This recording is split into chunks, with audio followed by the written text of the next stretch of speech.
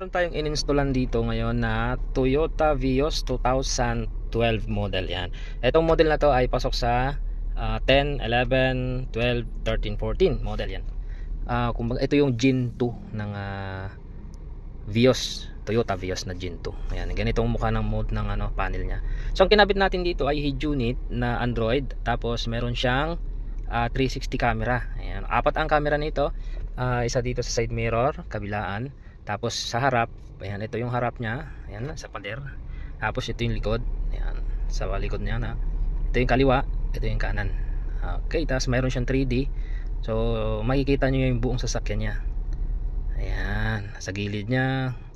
Kung mag-park kayo ng ayan, pinang-pina, kitang-kita siya. Okay, so yan ang kagandahan dito sa 360 na kinabit natin dito ay nagre-record po siya, no? Lahat ng camera ay nagre-record. Ayan, try natin ito, tulad nito, ayan.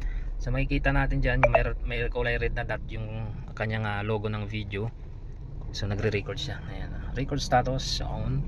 Tingnan natin. Ayan, so ito ngayon lang 7, ayan, June 7, 2025.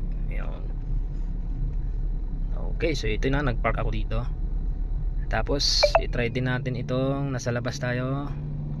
Yan. So ito yung record niya na nagkakalibrate tayo ng unit.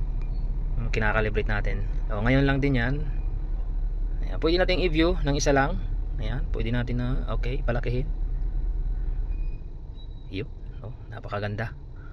So medyo siya sa araw, kaya mayroon siyang konting shadow. So yan, okay na. Tapos na siyang installan.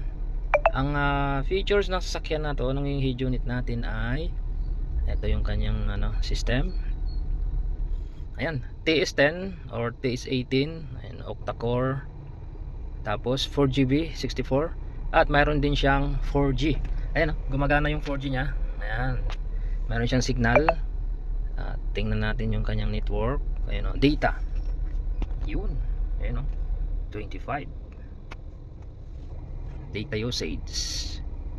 That's more. Ayan. So mayroon talaga siya ayan, supported siya ng 4G LTE.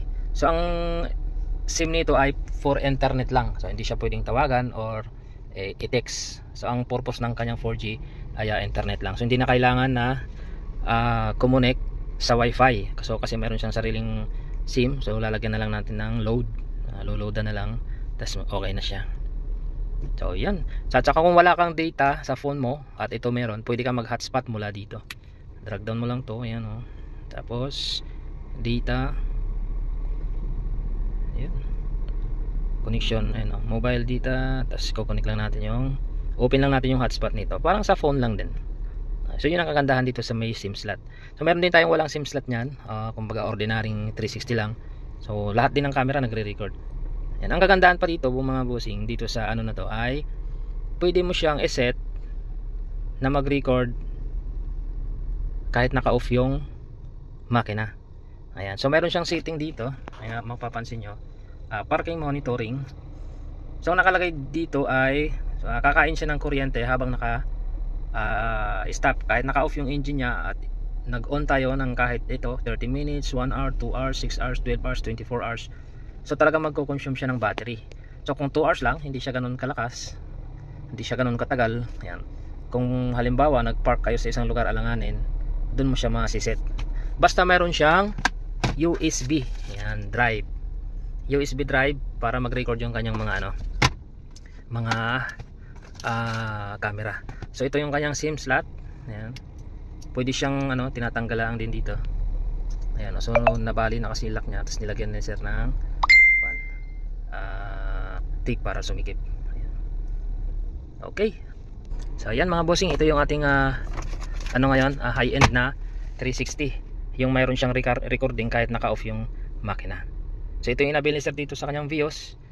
Ayan, at satisfy naman si sir. At napapakinabangan niya yung kanyang 360. So ayan mga bossing, thank you kay sir. So wala siya ngayon dito sa Pinas, sa ibang bansa siya.